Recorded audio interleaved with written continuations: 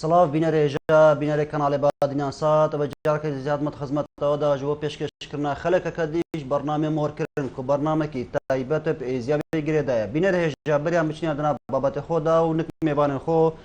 بنابێت کەناڵێ بادینان سات و بەرنامێ مۆرکردن ئەم سەرخۆشیل بنەماڵە نوان کەسان دەین ئەوێن کو بەری درۆژە دناو ئابادە خەندەقین و بەرف دویان بەرف وڵاتین بیانی بە بچن ژیانەکەن و دەست پێ بکەنە بە لێ مخابن قەدەرەوان ئەو بوو ئەو توێ ئابێدا خەندەقێن و هەتان نەهاژی هەندەکەت بێ سەرۆشینن جارەکە خۆدەوان پڕەحمینێتن و ئینشاءڵڵا دمایە بێژین نەخۆشیە بێت بینەرێژە نهاژ دامون پێک بەبێ کلیپی بینین کولی سەر غەریبیە و مۆرکردن دێ بەردەوام بێت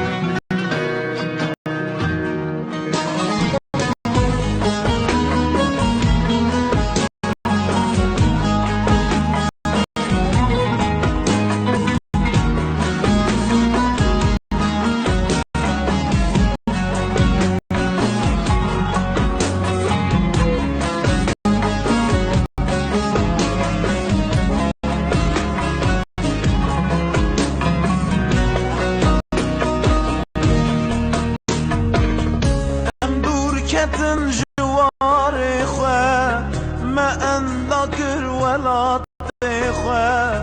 زمان خاين زمان بفخ افشت اني سليمة امان بجي امان بوار زمان داي بجبلو فينا اف دنيا بار منينا دولة مال سرتنا دست من تأفقت يا دايم وزلق يا ولا بما دايم دايم سربس مناصر ورخوة دايم دايم أفخاري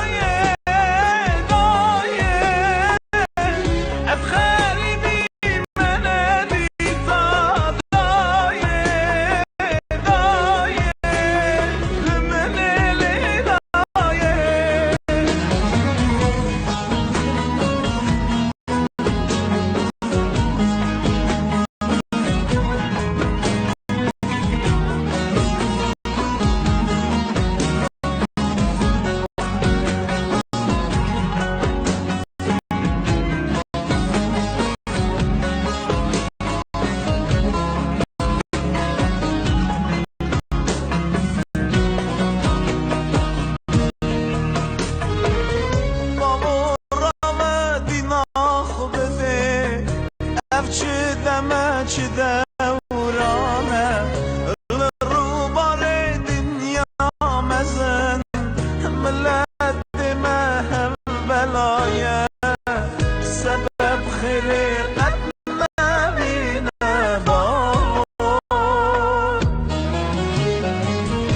دبیر کرنه زمانه ما نای خوی کرنه عدد ما انداد ور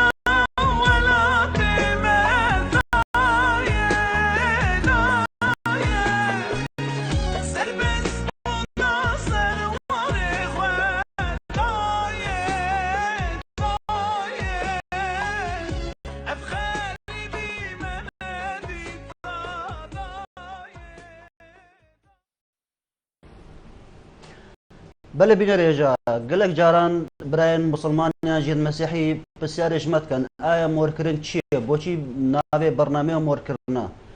بو مورکرنه کو زانی پیروزیا مورکرنه لجمع ازیا چیه مورکرن بیجن فرزکش فرزین طریقت آینی ازیدیان دم مروی ازی دبت بيتوفيا بيجين الكانياسبي بيتا موركرن آبا كانياسبي كو لالشا نوراني بوستر موركرني بيروزيا موركرني نهم ميفانداريا زور برز نويسكار حجي مخصو كشارزات بوري ازياتي دا آمادر برنامج موركرن وبسيارة قلق بسيارة مدجي كين كل سر بيروزيا موركرني لجمع ازيديان سيدا مخصوص بخيراتي بو برنامج موركرن سپاس بۆ جەنابێت دەژی و سپاس بۆ کەناڵی بادینان ساتش سيدا كم شوي بسيارة دست بيبكين چي رامانا موركرني بله ازدیاتی دا هەندێک فرزیان فرز طریقەتی و فرزی حقیقەتی ئەڤژی فرزەکەش فرز طریقەتی مۆرکردن ادویا مێری ئێزیدی ئانکو دەمێت بت ادویا بێتە مۆرکردن ئاڤاکانیاسپی لالێشان نورانی چونکی ئاڤاکانیاسپی الگور بیر و باورید ما ازدیا ئاڤەکە پیرۆزە و هەروەسا هێڤێنە و خێر و بەرەکەتش ادویا بێتە مۆرکردن ئانکو مۆرکردن بەعەرەبی بێژنێت تەعمیدەش هەر بوشي بيجني كانياسبي سبيش چي هاتيه بله كانياسبي مجوای گەلەکە درێژە بڕاستی قەول و بەیتا دا جهاتیا و دوعا مۆرکردنێ دا جهاتیا ئاڤا کانیاسپی دەمێ تۆفان هاتی دەمێ تۆفان دنیا گرتی یەکەم ئاڤ بوو و ڕەنگی وێ سپی ما ناف ئاڤا تۆفانێدا ئەم هەمووزانە ئاڤ شێلۆت بتە و هەروەسانێ ئەف ئاڤەما لەسەر ڕەنگی خۆی سپی و عرض اتلالش دبو چنكو ما قول به دم بجد بادشاه وهرفتيارا المركب دبون سوارا دم لالش ساكنين قوتن حق افوارا طبعا لالش كو بيروزيات ياوي اجبر بيروزيات ياوي حتى لالش دناف دناف هاتا خوارا بينزين شقاس كنياتا انكو دمي عرض هجاي لقيا وشقيا مصاد بيجن الفيدري عرض دناف دهاتا خواري عرض وقت هاتا خواري لالش حشب جبري آفل جبري آفا كانياسبي بردوام سر سبيات يا خوا و مش برفي هندي بيروزي دناوي آفيا چنكو يكم عرض البشتي طوفاني دياروي لالش اش برفي هندي اخر لالش قتو بركة براتو خلاتنا من بيجني بل مروفي ايزي بيجين كيف كتتا موركرن بله يعني مروفي ايزي كيف تتا موركرن يعني او كسي ازدي جداي بابت ازدي بيتا ببت يعني جداي بوي داي بابت ازدي بت ادفيا الكانياسبي بيتا موركن يعني دستي مجوري كانياسبي بيتا موركن وافشي طبعا يعني فرزقه وجي ما قلتي فرزقش فرزي طريقه ادفيا بيتا اداء كرن افجا اگر كاري دمي كشكاتي وقت بت هنجي ببن قالك باشا اگر هاجي جيانا خد مثلا انا بجني ازدقل والله تقدوره نكارتا ان نهات انجي يعني المهم هرقه هبت كو بكارت خبته موركرن قالك باشا اما كاتشاتي تموركرن كان دست بيت كده موركرناوي موجي مغوتي دمي خدش داي كده بشتي مداقي زاروق آماده كنا بجا چكور بيت چكچ بيت آماده كنا شونا وشونا جلو برگا گله کنه جلو برگی تویشی دیاس بیبن و هر وسانی او جلو برگی جبراستی تایبتن بونمونه کراس اگر کراس ویا گریوان پیدا بید چونکی گریوان او جی ارکش ارک ازدیاتی ویا مروفی ازدی گریوان بید و اگر ام بحث گریوان بخواد يمكن براسي بابا تجيب شيء دوري درجه كم جربا عندك كده بحث يجي كاين بلا ما مصد يعني كنا كان ياسبي جهه طيبه مركرنا ازديايا دم زاروك كتين مثلا مورت كان شيء رسمتنا الرسمه كي طيبتها يعني مالا زاروكي شيت كان مجوري كان ياسبي شيت كان هل بد دم اوان نيتك مروف نيتها براسا زاروك خمور بكت براستي بجوش مازن بكيف خوشي اشمال خو آمادت كنا افجا زادي خود بنبر لالش برشي خادي دم بريف كفن تشنوي دريا خزم ولازم وكس وكار ومروف دويك زاروجي آمادت بنا طبعا بحلقه نو بجلو برقيد نو القل خوجي وقت بن وجي موتي جلو برجي تايبت دربي وكراس لكنا او كراس في توقبت ورساني شافيك سبيجي السريد علينا وقت خالات عم بيجني براسي بحسي خالات جيت تذكرنا باشي طبعا وقت كنا دري كان ياسبيل افاي سدكنن تبجنا مجيرا افا ما اني اجبر مور كرني هلبت فتو خوش دانتا فتو اكو قيمتها رمزيه دينت ندينت هيك اشكال بس وقت ريو رزم ادفيا فتو جيبت دانان شرينيال قال خد بنا مجيوري داري كان ياسبي بيرنش شينا بيرانا طبعا او جي اركيوان او يكو سدريه كان ياسبي بن مجيور بن بنا جورا دمت بنا جورجي الويري سجارة آفي الوي زاروجي ترشينا سروجافي سيماني حمود رشينا ودمت درينجي بكيف وبهلهلاندن وشبلق قطان والشرينا صارت آفيجناكو أفمروفا هاتا حلال كرن هو إنسان هذه حلالة بس وقت أداء أركيجيا يعني أو كيماسيا اللي باعتبار تيتا أداء كرنا أفا فيجا في حاليا سيرفي زماني يهو صامو بس الوقت جي الجورشان جدرا من خونديا كو بيجن ازدياتي دا مروفي بربانا كان ياسبي مور كربانا فيا سجارة تهلاني بانا انكو او مروفا كربانا تمامي وقي فيجا بشا صابي وساتشد كنا مثلا فيرانجي هو ساتشد كنا بس فيجا في او اداء نهاية كرنا براسي بس وقت بيت الراشان دستي مجاور وطبعا وقت تيتا او رزم تيتا كرنا ما قلت شريني تناقر عندنا كيف خشيت تذكرنا هل عندنا دعاء تتقوتنا الدماء كي اگر مجال بتم بحث الدعاء جكنا دعاء موركرنيا شانكو افا كان ياسبي هيفينا ام بجني خير وبركتها يعني درمان السرتقاس يعني نخوشيا ام بجني افاسبي افا كان ياسبي درمان ابو نخوشيا القربي باورنا ازدياد يعني ولا بترب مرون كرنك لسر كان ياسبي بخوب دي كان ياسبي تشيا وجي موجودة أبا كان ياسبي الزمان طوفان نوح ياسبي بو بشتي عرجبري أف هرما الويرانجي ما أبا كان ياسبي هر إيك أبا بس فيجا فيت إزدياتي دا كرنا سي حودة وجي سي حودة أول براسي جي بيروزين إزديايا أنكم مور كرنا بيروزين إزديايا بونو منا وقت طاوس تتا موركرن بري شباك تتا موركرن خرقة تنا موركرن يان خالات يان هليل قب يان جي صمات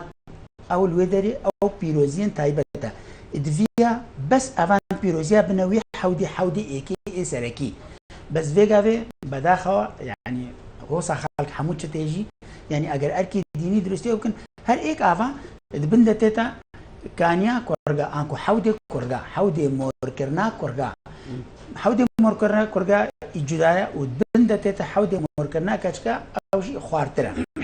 بوچ حودي موركرنا كورا مثلا ما هي ام بوچ كورغ هربت افا كانيا سبيا بيروزا دممروف كومونه جسر تشتي بيروزت كت يعني اگر سر حودي بيروز تمام بود غور باوري ازدياتي دا بيرو باوري ما ازديادا وبتر أفضل ظلامة عيني مثلا قوال أو ديندار أو قبولناك إنه كورجو كتشيك مثلا سري إيه حودروني بيروز بيجنا بلكي رمجك قسمته عن شيء بجنيه كودن جبر بيروزياوي أو بيجن شناب تجبر فين دجي كنا تايبة يا كورجا بنوي دري كورجا جدا بيروز يعني مور بكن بيشتيجي حودة كتشكاجي جدا بين موركن أفرع بس فرقي أفايا يعني جبر جناية نجبر شو فرق الجسدي عن جسدي عن بس كو وق بيروزيا براتي ما ذاك برات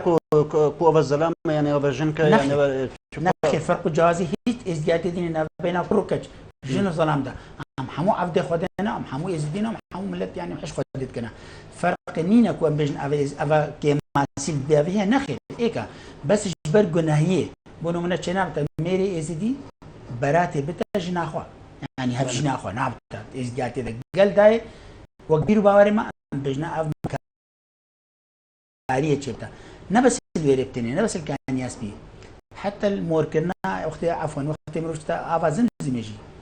كان يا زمزمج ده مشت شنا بتجنو الظلام تخبش نجور ده هفجين القلق بش نجور شنا يعني نا درست كل كتشي بش نجور ده ئەگەر هات ڕۆژێکی بوونە قسمەتەیەکردن چونکە دەمە مرۆشتە وی ئاڤایدا سەروی ئاوا پیرۆز یان وێ بینای پیرۆزە هەنگی خوشک و برایینی دێتە حەسێبکردن هیچ بەرێ هەندی ئێزدی خۆشوێندێ دوورکەن بەڵێ ئەکابین کەنگی مرۆڤ ئێزدی دێتە مۆرکردن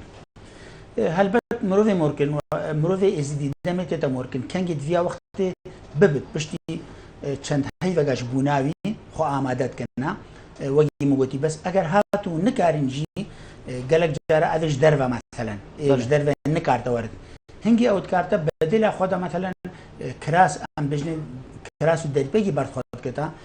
الكفن مثلا وقت ام بجني كفن او كفنه تيتا موركرنا شاب افا كان يسبي تيتا موركرنا وتلقرت الماري يعني قال لك جانا مرفي دان عمر حسيبي خوفين دكتا بونو من اكل جورجيا يعني ارمنستان يعني روسيا يعني وش دربي ناقيتا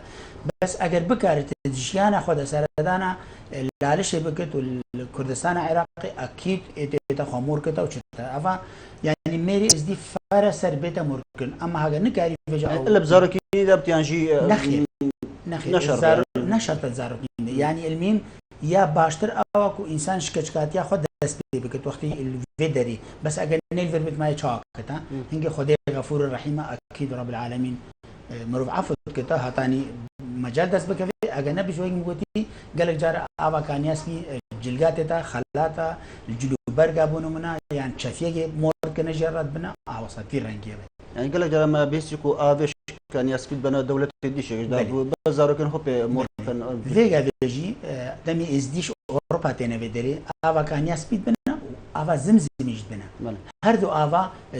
تكنا بطلاده ودبنا فيدريا ما بس جي اوكو افا يا اخوانا يا ولاتي وانا يا ازدياتيه يا لالشان ورانيا لو ما افي بيروست كنا او مروف تيتا موركرنا بيبل بل بري نها موركرنيا تشابو النهايه تشاي موركرن فرق الجوازي كيف نبدا ان تزاني من فرق الجوازي من قوت بسياره بري فيجا تشاوا مثلا بري فيجا الجور جدار عندك بيجن اس دي سجارات عابت هلانين يعني او مروفا احتمال زفستان بتاثير يبو بس فيجا هافينا زر ناجيت بس فيجا افي مجور لنا ودناش درفه وجوش مازن وكيف وقال جار حتى دفو شبابها يعني دفو الشباب القلتنا وقت زارو قلتنا دفو شباب حاسب من هيش بيروستر بتا يعني كو دفو الشباب جرى اللي بدنا هيش تبع اشتروا بيروستر بتا بل ما رابورتك هاي رابورتش بينو بشين يمزريانك بل بنا رجعنا جدامون برف رابورتك وبرزقها لالج بچينكو ازديان پیشوازيا جنازه جنك ازي كرنكو بري اسي صالا الباجار موصل خو كشتبو داكو اولو ايمانا خو بپارزتن اوجك بجن كواتر ناسين بشهيد ازد خان زيري امور كرن دي برداوم بت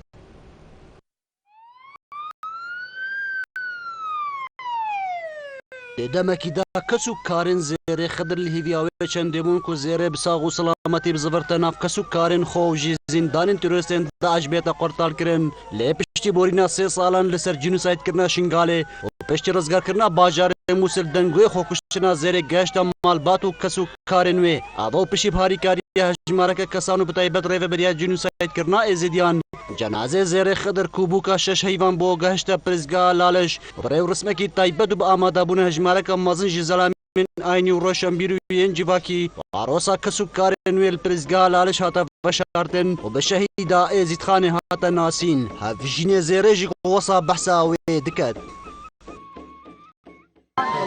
اف عالم بول سيدا عايش دبو بريسي ساراجي قردبون الوي فرماني قدنا ما قد تلفونا مقر قدنا مقوزي خوبو قجم قوز شرفونا مساخونا من دستيمان عربي بيزنا فان في داعشي بيسي تشابل او عفر مجويرة سري زيديا بلنقر شهيدا يزيد خانية شرفونا مساخونا قر دستيوان دا عفر مجويرة خوشکو برین زیر جی دبیجن زیر خوش برناموس و اولاخو آینی خو کشتو دا خازی جی خدای مازن کرن کو حق زیر جوان کسان بسینیدین بوین اگر خو کشتنا زیره دل خوش چواسر فر دین خدا و ترک دین خدا و خل جوان حیوانش حیوان خلاص کر وقت هنگاوی بری خو بگو سر روزاجی و تلفن کر و ترک دین خدا آدم گوزه خو کشم gelekî ji dilê me pê xweş bû heke xwekûşt û xwe bi destê wan venespat. خدا به سر خوا رعای زیره و ام دیسا پید خوشن هاتا وی جی بیل با من نمیریه بس هر کلا دل ما گرانه و ای دسته هر دو کاشه قدگیری خدا نه و قافیه و بلالشه زونه درک هنکی وان بکم ای دسته و حوال که وجه قدگیری شش مهازا وجیبو نبی خدا پاسیا همواد که نبی خدا خوش کامل بر دل ما شیرین بو خوش که همو که نه مبتنی وفي خود زيرب عالمهم ويشيرين بو خلف عمل خودي ما تبي جي بيروسم كهنان دي تبينا مريل بام دستيوان كافر هذا خونش میر حج ایکش زلامین آینین ازدیان وصا بحثا شهیدا ازید خانه زیره دکت هذا كيشكي بوكا شرحي وابو سريخول رياضين خودا بو خاطر طاوسي مالك وخاطر دين خو سلطان يجي او مهزارات كيشكو جنكد ما وكيش دايكو خش كلمه كم داس داعش دا اكشوان ضحيه داعش دیتا زانی کلو رجا سی هنشی 2014 نزدیکی 7000 جیکه چو جنو زاروکن ازدیان کفتن دناب دستین داعش دا و حتی نها بترج 3000 دبی سروشینن زیره و جیلان و هجماره کدی جیکه چو جنن ازدی خو کرنا قربانی داکو اولو ایمان و ناموسا خو بپارزن زیره او جنا ازدیه یاکو بریا 3 سالان لباجار موسل جیانا خو دمای کینایی زیره سر الدرده لی اولو ایمان خوش دست ندان اوه بون پیوید مالباتا زیره جک جنازوی به پیشوازیه که گرم جلای ازیان ولی پرزگاه لالش هاتا پیشوازی کرن دیسانجه لوی جیه پیروز هاتا بشارتن اکرم درویش کانال بادیان ساد پرزگاه لالش بله خدا برحمیتونو جیوی بهج بید انشالله و انشالله بزرترین دم او كاتشو جنو زارك ماشي قد السيدة أجدا هطان هود بيسر شيء أو جيك زبرنا سر نكاس وكارن خو بيجيني جيانا خو جاركي دست بيب كنبا بل ما مستحقات نكتبيني سر رابورتي هبنو بيشوازيا إزديان بو بجنازي بله راستي دم مروفان ديماني دلتازين بينت يعني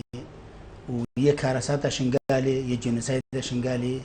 دفيا وجداني مروفاتي هاد بها جاندن للجيهاني بل بداخل وطانو وجي بيدفينا هات يكرنا براستي ازدي بل خدنا فان كتشي توصانا وجي شهيد زيري وهزاري دوجي ويجي حتى فيجافي جيلان نديان وجيلان وإذن نديان حتى فيجافي كو أفي هفال هبون القلب انتحات الديار كنا بو في خلقي بس صدها وجي في سري خول ريا يزيدنا أم بيجنا برخي يزينا أنكو برخي خودينا يعني أفان أفا الشهيدة أفا بجانغوريا إزدياتية براستي أفي وانا كو شرفها بدستي درندي داعش بيس ببد لو را خوكرا قرباني وبصدها ازديا وصا خوكري قرباني جبدا خوا خدي بالرحمين از الجور ديتنا ما ازديا وجب عربي بيجنا أفا قديسة جا أفا بهشتيا جا ناخي ازدياتية دا ناخي مروفاتية دا في ام هموجي بيشوازية الفان جوري توصابك اف خوش كماج دست داعش تينا داري خوش كدمانا وكتش دمانا وبسر بلندي ام بيشوازية وان بكن وچندا جواكا ازدي بشيوكي گشتي بيشوازية باش شلوان كتو حتى ويجاجي ما باشتر نبراستي ام بجنا انساني وصاني بدست بيتكرن شرف يجي شريف ترى بله ابا ديارت كتن كوان بجوان دنگواش رات كتن كو قالك جاله ديفيجن هر ديسان وكو مطرسيك الناف ديتا قلت نكون ناف كتشوان جنو زارك ديزي انه داب دست عجدا كو ايزي دي اما تو بشي ديزي تاكو جنو بيشوازي كغوصل لنا كان ابشر الرامانه يچندكو برسبب بوان كو هر كشك بزبرت زاروك كي بزبرت بيشوازي كغرن ايزي ليت كان براستر رجا وصل لشنغاري هاتي حتى فيغافي ازدياتي دا شدود فيغافي هندك تشتهبونا بس فيغافي 2014 حتى فيغافي ازديا اثبات كيرش خلكرا كو افكتو اف خوشكا ابي دست داعش دمان ويتنجي خوشك ادمانا كتش ادماناش ما تشترن ام مكانه وانش خو باشتر الدينا براسي افا وان دنگا وقت قلت ردت كتكو بالعكس افا شاشه سر ازدياتي ام فيغا جوان قول كرنا خدو خلق معنا بل كم زبين بابا خو ما مصطفى بيجي قال لك رموز ناف زياتي ديت هين انا موركرن هكا من عندك ايكو بيجي وما هر رمزك بيجي انتو شربك اللي بكي هكا مش بيجي مش برش باكي دس بكي ازدياتي دا ما قالك تشتينا موركرنا بيروزين ازديا هموتنا موركرنا بونو منا خرقيا برش باكي بونو منا هليلن دفو شبابا وقالك تشتي تجي مثلا خالاتن اما بجنا خادمين افا دفو شبابن اف حموتنا بيروز كرنا تنا مور كرنا الافا كان ياسبي ولا لشان نوراني ام بجنا هر تشتكي بشت لالشان نوراني ده معناتها يمور كيليا وجي سماتها خالاتا براتا يعني تشتي باشا موصاد بجني طبعا بري شباكي جي تايبت الججنه جمعي دمي بنا برشي خادي البراسراتي تينا خوار الودري باب الشيخ القل جوقا باب الشيخ القل ميرا ورجال دين انكو اين زادي دين زانايت ازيديا قوالن كوچكن فقرانا افا حموكم بنا وبري شباكة بنات كنا كانياس بيده چار دارويان هر چار داروي اتمنن كانياس بيده افا كانياس بيده وحتى چاودێریە وانجی تێتەکردنا شلای عشیرە دو عشیرە شنگاریە بوونمونە لێ دەرێ هەتانی ڕۆژە سوارکردنا بەرێ شباکی يعني دەمی بەرێ شباکی سوارکن مراسم تایبەت جژنە جەمع جژنە جەمعدا تایبەت كل جژنە جەمع بەرێ شباکی تێتا سوارکردنا و بەرێ شباکی ئزدیاتێ دیژی ما رامانەکە مهم وای ازدید بێژنە يعني عرشە يعني تەختی عرشە ئەمت بێژنیە يجد بجنة دار بستا شيخاديا كو الجوردي تنامل بشتي من شند وكلين كرب راسي سر كو بجنة دار بستا بجم اف بري شباكي بري فيجا فيجي هبوا شنكو بينا تختي يزيا يعني تختي خدين يزينا فكش نابت خديا بس شيا كو شيخادي روحاوي الرحماني بو روحا شروحش نفسها خدي بوا دیندارگی گلگی او بو خدان کرامت بو حجی هندی بو کو وقتی که نداره بس جرب معناته کو مكانات روحها روحها رب العالمين باشا ذاتي بيها ان ازدي حتى الازدياتيش بجنا روحها الرحماني نبتفاني والبردس الرحماني شنكوش روحها الرحمانيه انكوش ذاتي وقدير يجبر هندي طبعا الودري بري شباكي وقت سوارت كان الودري يجي الجلسه ده تيتا موركنا الودريش تيتا موركنا دي سنه او عشيره بيراد بن ميرا مالا ميرا دياريات دناوانا كوتشاوا اف هاتيا موركنا طبعا سوار كناوي دراني ناوي سوار كناوي جي دو جدانا يعني جبر فين دي عشيره بيراد بنا وسي جارا الوصاله وغربانه قرينا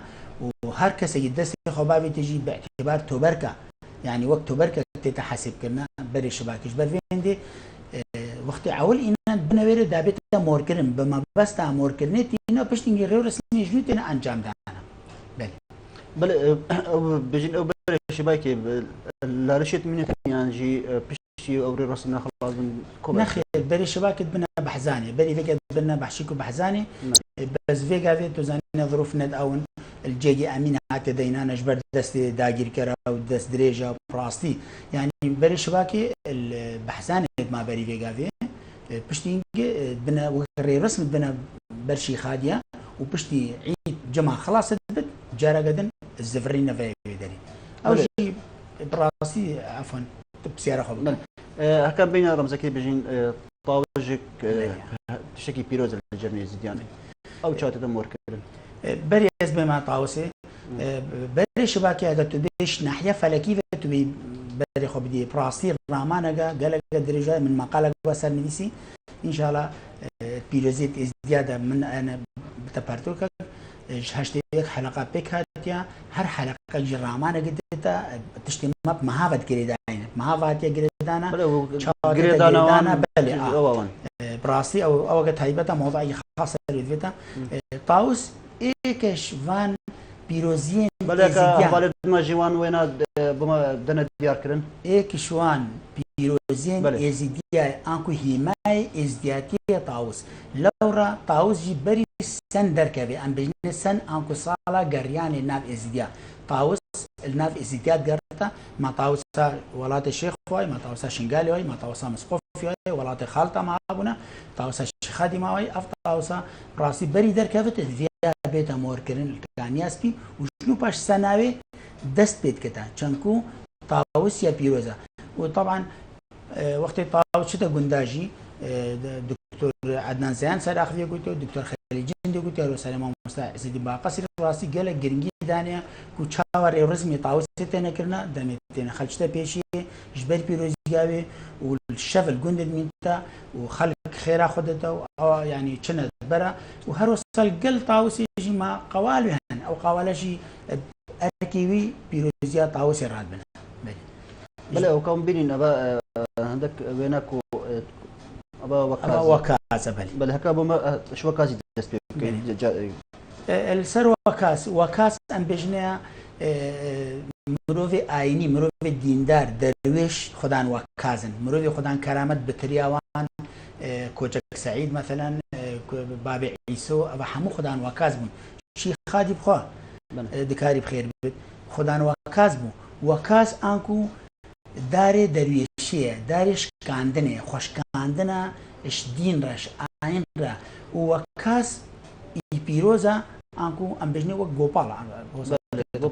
بەێ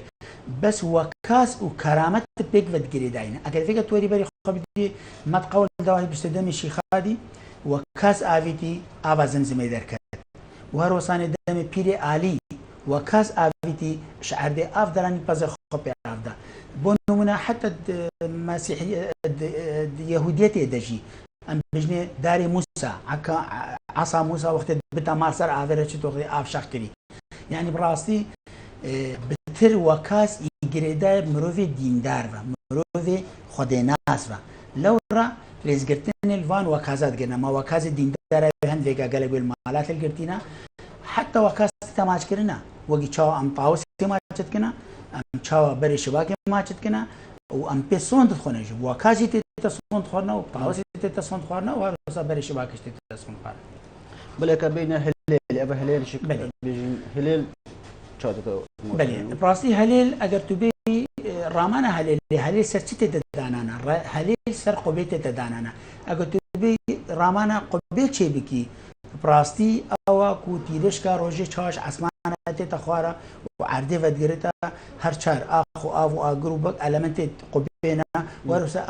ئەو خەتە تیرشکێت ڕۆژێنە چاوەر سەرگۆیە عردێتە دەنە ئەمە هەلێ لەگە تووەری وێری فەلەکیین تو تەحلیل بکی بتە کو چاوە vێگاوێ هەر هەفت کەوکەب بوون هەر نە کەوکەب vێگاوێ احتیمالانە پلۆتۆ و نیپتۆن و ئەو مەریخ و ئەوە هەموو تەسەلسلن تو بەری خۆ بدی هەلێل وێت تەسمیمی هاتیە چێکردنە طبعا هەلێل بەری بێتە دەینان سەر قۆبێت ڤیا بێتە پیرۆزکردن ئاواکانی یاسپی بەرشی خادی بێتە مۆرکردن عەفوەن بێتە مۆرکردن و طبعا هەلێلێ تشتێکی دیش ببێتە دەگیردان احتیمال تو پرسیارە پەریا بکی بڕاستانە بەێ ئەف هەلێلە کەنگی تێنە چێکردنا وەگی ماگوتی وەختێ خوباگە چێتکن مۆردکردە و دەینە سەر یانژی گەلە جارە وەختێ سپیتکن و نوتکن هەڤە جارەگەدن قۆبێ نوتکردن ئەم بژنەی جوانکردنە وەختی جوانتکردن سپیکردنە طبعا ئەو سپیاتێژی گێچە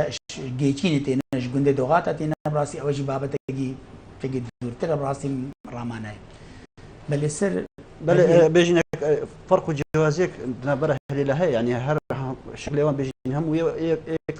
تەسمیمەنیاژی هەندێک فەرق و جیاوازی هەیە بەڕێز بڕاستی ئێزدیاتیدا بەرێدا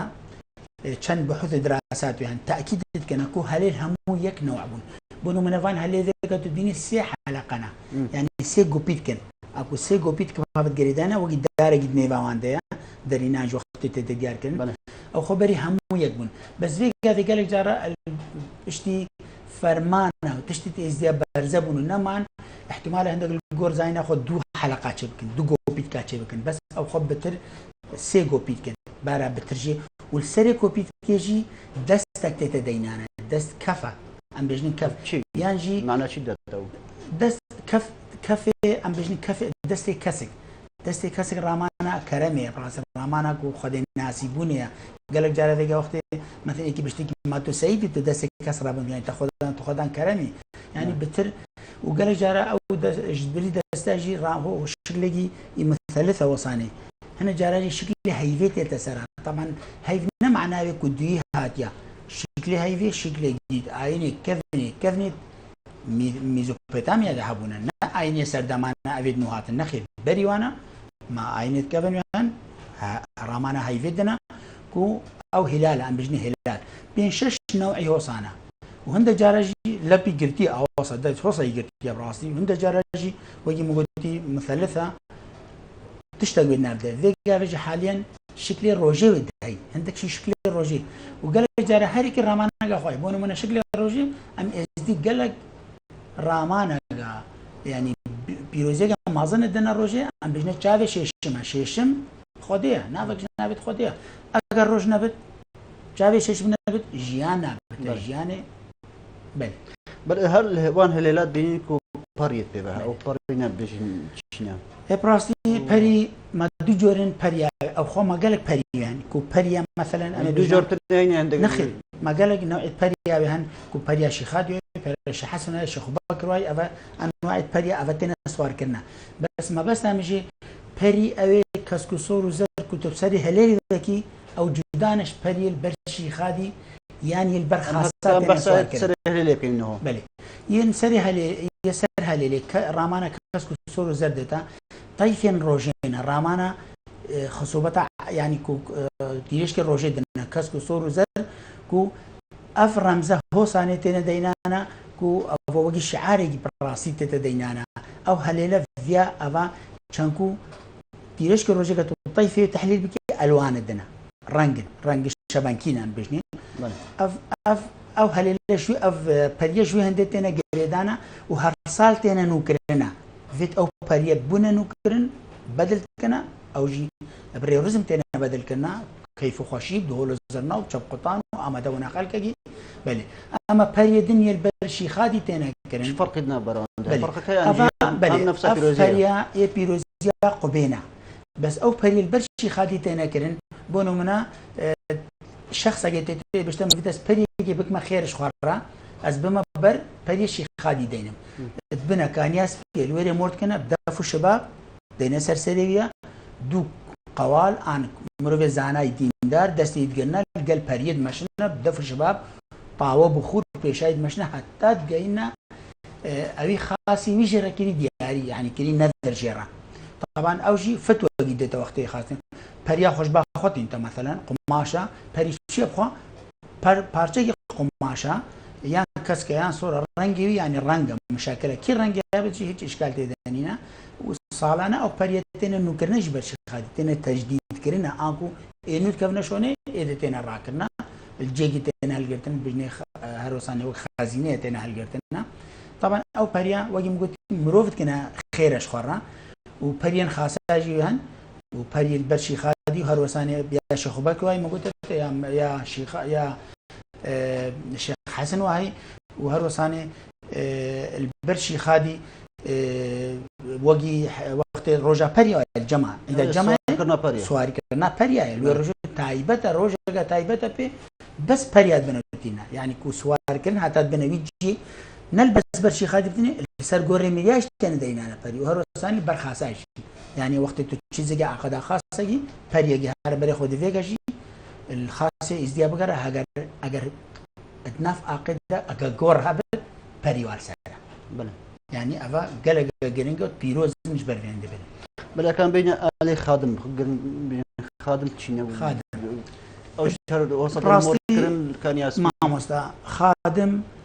الخادم رموزين إزدياتنا تبري خبدي أو خادمة جبرون زي هادنا تشكرنا يعني مادة نحاسي أم بيجنيها ما تورجوهن أم بيجنا نيشان يعني من الجورجيا جديدة بيجنا نيشان أم الفيرد بيجنا نيشان أم بيجنا تورجي خلاطة بس الفيرد بيجنا نيشان بنمونا أو نيشانة مثلا رمزي طاوسي كتشجوليا رمزي حيفا كتشجوليا رمزي قبا كتشجوليا يعني براسي هادنا تشكرنا سرنجراكيشن وخادم معدني واجي جبرون سادنا تشكنا تاني جوان كرنا او جب افا سماقي تاني جوان كرنا وجي افيدن افست كفنت ازدياتي دت بيروزن يعني هر مالجا شيخ بت يان بير بت اجت بيجي وخالات انا بشتت اجرها من اللي خالات بتر مالت كل اللي انا مجيورا ما وصل وقال جارا من الولايات جورجيا المالجا ازديج مديتن نمجي ورجيبو بس مروفقي دين داربو من نشان ما لا يديتن انكو اف خالاتهم ما لا يديتن او خالاتنا دا علاقه عندنا سري ماليفا سري مالي ازدياتي من بيجنا پردگل سره خلچ زیارتی بتلی وقتی تو بیچی مالگی چا وگا وی تورگی براتا آخر لالش ام پیروزیت کنه زیارتی بنا عینا او خلاتجی وصا و هندك دوچ بيرو بوچن جن کودم کوچک ان اوی خود ناس اوی زانا دم خادم يعني رب العالمين كو بريك شوارت هنا بجاري بشري بيجي راسيه تا وگا بيجنت كفنش كفنات يان هو صاد بيجنا بس شبت هيش كفن من افخالات رموزيت برينا عينت برينا كفن لو ما حتى في ازدياتي احتفاظ جواب بكرن همو مالت كفن ازدياتو بري خبدي يعني مذيات تصويريه مشترشان بابراسي من تنقل من عن مشترشان باي خالات تشيكري درستي ميان ولات المجي المالي اكيد وياهن ما دام بيرن والمجيورن اكيد وياهن يعني بر ازدي قالك بيروزي قدني وما كنا وقت خالات التين وقت توريا خالات ميري دي برد الرابط حتى القلب براتي دفع الشباب وقت في الرابط وقت شغلتو في الرابط يعني افد بيروزيت ازديانا بل يعني قال لك جاراجي ما بيسكو قال لك بيجي خالاتك من خادمك يبدا يعني او مالا تو بيجي مليار يجبدي او خادم خونات بيجي بيروزيا انا وجي ما قلتش دستجي بو دستجي ازدياتي عينجي كفني بري زرد دشتي وبري فان عين هموايا عين كردواريا كفنا عين ما وحيد السلبي وباري خماي وري رزنت خوي ماي وعين كفنا جذوري دي زفرنا بري هزارات صلايا طبعا نايم معقوله ازرب بجمتك خالاتك انتو بديت مستحيل تشاد يمنا ما شتاء اوي انكو كارتا السلبي عندي تو بير بي انتو شيخ بي تو ريبري ديني فياتو بيروزي بباريزي دا از دي رزقرتين اللي تبقى نهاية تفروتنا بلا ما مصاك من دفو شباب دفو شباب شو قال لك جلال بنت يعني رسمت ايني دا تشيل بيجين تازيا يعني يبدا شباب انا بكارين يعني راسي بيروزيا دفو شباب الجور بير باورت ازدياتي اتزفرنا دم ادم عليه السلام ام هو صاد بيجنا دم رب العالمين ادم شيكري وهندها زار صالي ما رحناها تبردا هندي رب ام الجور بيرو باور ما ام بجنا رب العالمين قلت روحي هر بردا رحنا شو بردا قلتي حتى شاز قدوم بومنين مش اسمانا اسناش مد بردا الجور زانينا ازدياتي شاز قدوم دفو شباب انكو دفو شباب الموسيقى عيني تبكار هنا ازدياتي ده همو قول بيت وقصيدة وصما جورين صما دمتنا جيران ادفيا دفو الشباب بين ليدان شنقول دفو الشباب دف ام حموزانا شارم هاتي شيكنا دبقا اوجي وقي زنقلا بيفتنا كنا برديد خفيفين ادبنا كانيا سبيا مورد كنا وهروساني الشباب جي جوري بلوريا يعني هروجي بلوريا بس وقت تيتا ليدان موزيكاوية تايبتا يعني في الشباب الكير اللي ابن تيزاني افا في الشباب افا وجي مقوتي دا فرق بين جوازك هيدنا برا بين ليدان دبو شبابي بو علي بهيه تازيه انجيبو جاج من هالكفتا ما هفت جوري سماوي هن الهر هفت نوع سما دف الشباب تنغورينا يعني اوازن ويت نغورتنا السلمريا طبعا اكيد دف الشباب اوازن خمجين تنا لدانا القول بيتا ايديتنا لدانا يعني افهم موزيكا عينيه يا القل قصيده وبيت قولات لدانا يعني الجلسه الشيخ هذه دمتو عيداوان تودبني شارك في الشباب دريكاني اسبيت الجوفندا دريكاني طبعا جوفندنكو معناه او جوفندا تتكرنا كش كيفغا خشيغا هوسا يعني عادي نخير او جوفندا تتكرنا جوفندا دريكاني موزيكا عينيه سمايا ام بيجي جوري سمايا السمايا جي موزیک تێتە کشاندنە دەف و شەبابکردن ئەوە جۆرێکی سامایە تێتە کردنە تۆ بەری خۆ بدێ مۆزیکە دەف و شەبابێت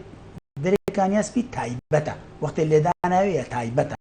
کیت کەفتە تێدێ بتر مرۆڤێن ئاینینە قەوالن يعني أفيد زانانا إنسان حتى باب الشيخ مير الشيخ قال لك سرشتي بكفنا تودي لأن ده عم بيجنوا جوفان ده عيني البرد ده في الشبابة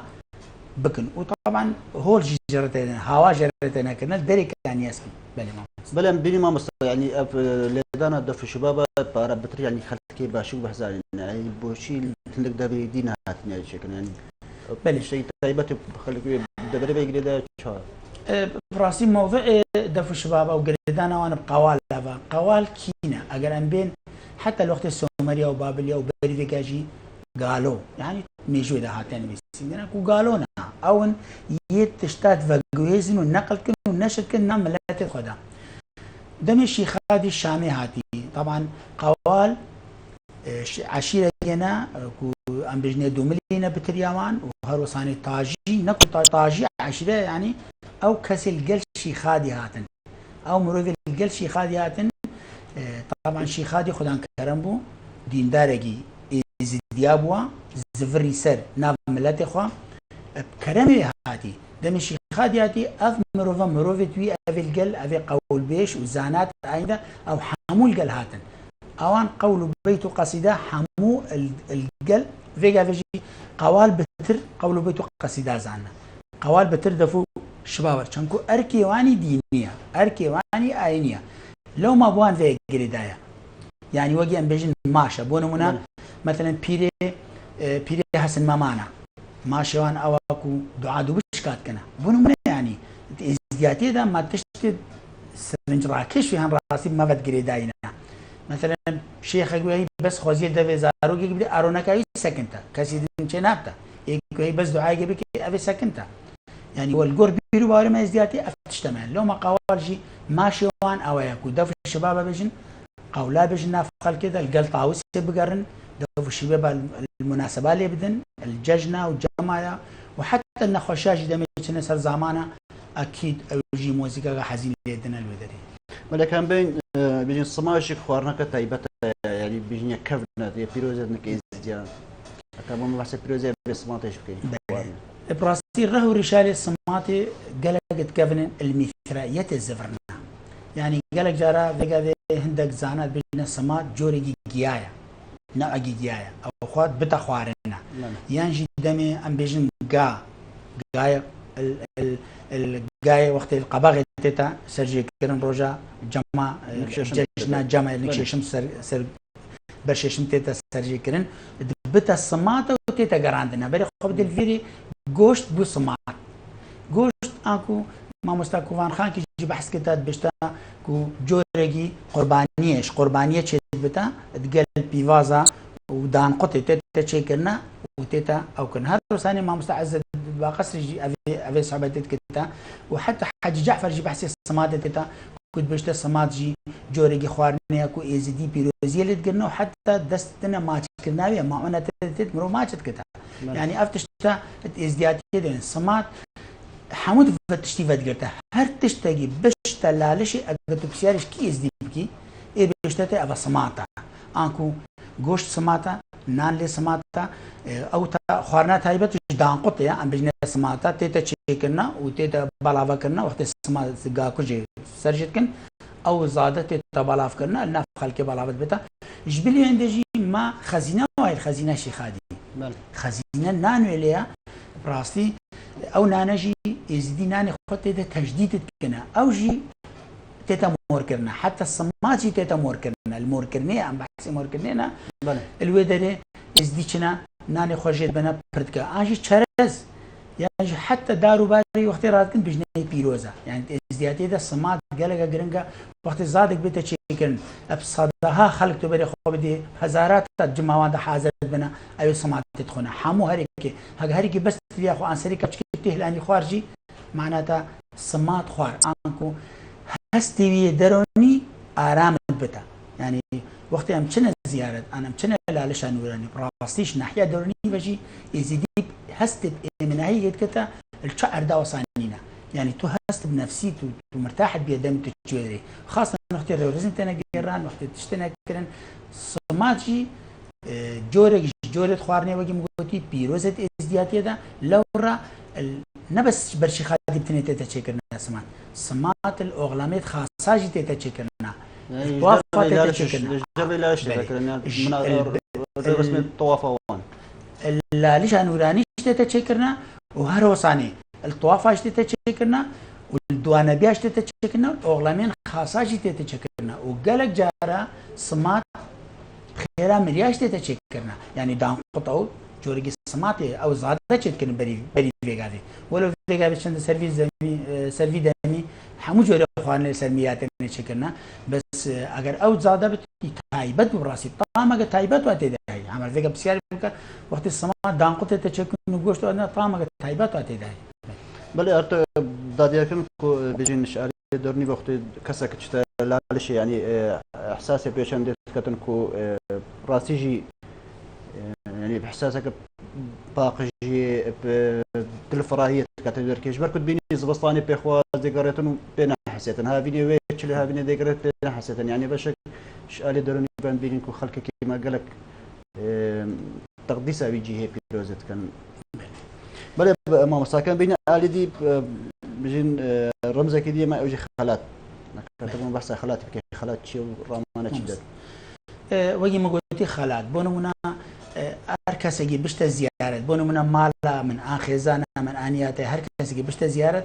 قال جارات بجنكا أبي مرة موربكا تريد شافية سبيداني يانجي قماشة داني يعني هر تشتجي هابت أم بجنوانا بيجي كان ياسبي دلا موركب البنال آبا كان ياسبي مورد كنا وزفرنا ونفس يبتني يعني حتى أو طوفوغو أو زادت تينيجي بتخلاتا يعني الجور ديتنا ما أنكو خلات بيروزيا خوايا تايبت واهي شبرتي بيروزيا شنكيل آبا كان ياسبي هاتيا موركنا أو خلاتا قالك جارا ملي زاروغا فاشت كنا حتى دازيغاج حمو تشتيجي الودري يانجي أو قالك جارا تبيني هند جيل فيغاذي تايبت وقت شنتي دسمالا بين دسمالا كاسكو سورو رانغا آبا كان ياسبي لاني كرستي خدا يعني دزيك حتى دزيك جي يعني وجه جريفان شونا جريفان قال جارة بيروس كنا استوى خده يعني خالات هر تشق ما شابت كراس بيت جلك بين هر تشتغل بوقت تمور كنتوش يكير ببي تبجي أبا خالاته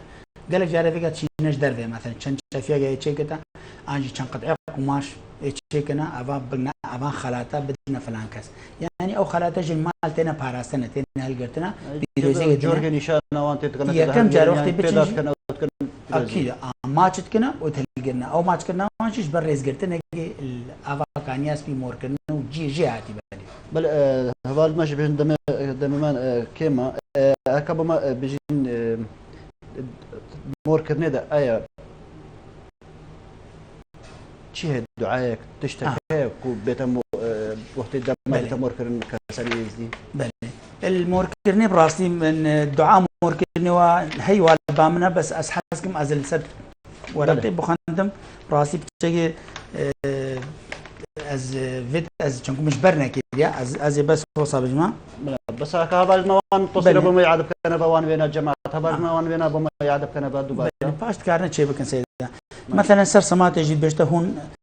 هون أبي سماتي بينن سر سينجال سر دينن للديوانة باتشاق قبولو شكر تينينا يعني بس سر سماتي بونمونا دعاء موركلني بيشته مور مورا ميرانا كانياس بي خوش مكانا پادشاجي دابو بيانا جي از ديناميرو هر چار برانا مورا كانياس بيا مير هاتو مده جدايا او جي پادشي بخويا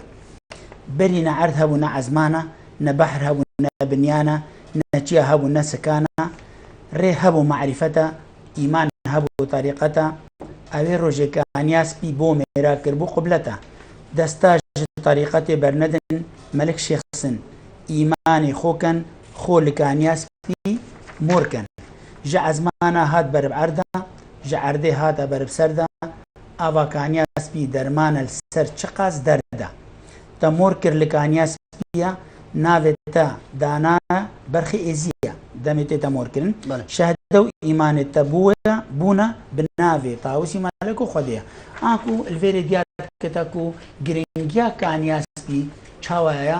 کو مرۆڤێ ئێزدی بێتە مۆرکردن کو بەرخی ئێزیە کو دوێت ئێزدی بێتە مۆرکردن و هەر ڕۆسانێ هێڤێنێ ئەرد و عەسمانە و هەر ڕۆسانێ خێر و بەرەکەت و بەرات و خەلاتنش بەڵێ مامۆستاکان بێژین پەیواتە دومایی چیە کە کورتی بێت پەیوات دومایی بۆ مەبێژین پەیوات دومایەکی بۆ مۆرکردنێ بدیتنا من مۆرکردن ئەرکە گەش ئەرکێ طریقەتی دیا مرۆڤی ئێزیدی ئەدا بکرد و دوام هەمووش ڕێزگرتنێ پیرۆزیان خۆشی بگرن و پیرۆزیان خەڵکێکژێ بگرن و ئەم پێدانێ بدنەوێ پێکڤەژیانە vێگاوێ ئەم لێ ئەمویل کوردستانی ژین vیا ئەم هەموو سەرەدێرەگە باشە گەلی بکەن نەبەس ئێزدی مەسیحی سابی هەر ملەتێک مسلمان الڤێرێ ئەم پێکڤەژیانەگە باش هەفت دەربکن ڕێزگرتنێ پیرۆزی ئێک و دوو بگرن دا ئەم بکارن وڵاتەی خۆ ئاوا بکەن سەربەستی و ئازادی تێدە بژین بەڵێ سپاس بۆ نویسکار حەجی مەخسۆ شارەزاد بوارێ زیادە کوێرەکۆ میوان بووی تۆ بۆ شروع بکنا سەر بەرنامی مۆرکردن و سەر تایبەژی سەر پیرۆزیە مۆرکردنێ لە جەمی ئێزیدیان گەلک سپاس بۆ ئامادەبوونە تا بەرز سپاس بەڵێ بینەرە هێژال هێرکە شەمەتیە دمایە بێ خەڵکێش بەرنامە مۆرکردن هەتا چارشەمڤەکە دی بابەتێکی دی میوانێکی دی بن چاودێری خودێ بن